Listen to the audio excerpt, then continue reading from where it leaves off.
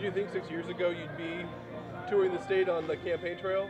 Well, I've always been involved to a certain degree, but it just got to a point where the issues were so important that we couldn't sit on the sidelines anymore. If you look at all the resources the state of Illinois offers, the assets of the state of Illinois, yet we're the bottom 2 of every economic and job creation category. That's shameful. We need new leadership that'll change that, and that's what we're doing when we're getting around the state. We're talking to business owners, we're talking to workers, we're listening to what they think they need, not what government needs in Springfield. And what about education? Obviously we're having a lot of cuts, and our schools here aren't doing that great to begin with nationally or statewide. Absolutely. We've seen our ACT scores plummet here in Illinois, which we can't have, and we've seen schools that they're not being funded from Springfield.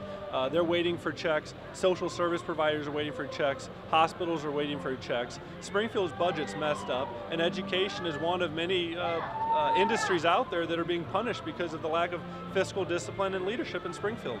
Your opposition party has been really ridiculing your record and your resume. What do you have to say for that?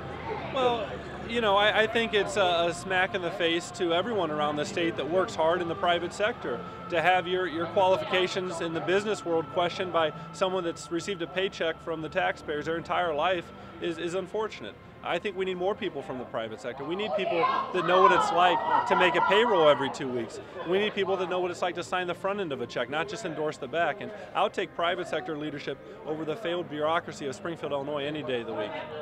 And as far as another thing has been the fact that you haven't released your tax forms. Why haven't you done that? Well, the same thing. I think that Governor Quinn wants to talk about that when the voters want to talk about job losses and the businesses that are fleeing the state. There's a difference between tax returns and statement of economic interest, and it's just another political ploy. Governor Quinn right now, we're seeing in Springfield, can't get a balanced budget passed, so he wants to change the topic of conversation. I get around the state, I talk to the voters, and they want to figure out how we're going to balance the budget and how we're going to get a business environment in this state where we can provide quality jobs and career growth to the people of this state. We don't need any more unemployment. Do you think you'll ever release your tax forms? Pardon me? Do you think you'll ever release your tax forms like Brady and Quinn have done?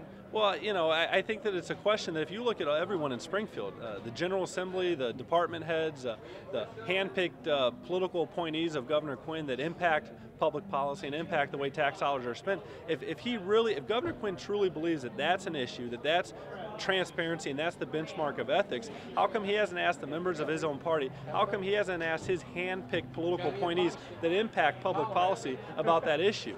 And that's what I asked Governor Quinn. We don't need any more lofty rhetoric. We don't need any more political gimmicks. We need you to provide leadership, and we need you to provide an environment where the people of this state can have quality jobs and businesses can create quality jobs. The only tax returns that the voters care about are their own tax returns, and when they don't have jobs and they're not unemployed, it's pretty embarrassing.